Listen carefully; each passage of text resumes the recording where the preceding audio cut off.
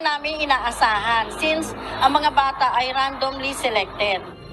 Hindi inaasahan ng Benigno Aquino High School na nakakuha sila ng markang lampas sa minimum proficiency level sa 2022 Program for International Student Assessment o PISA.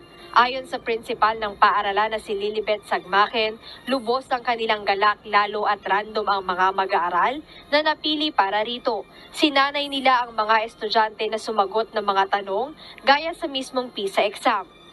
May sinanay kami ng mga 42 students pero nung actual examination na 36 lang yung nag-show up.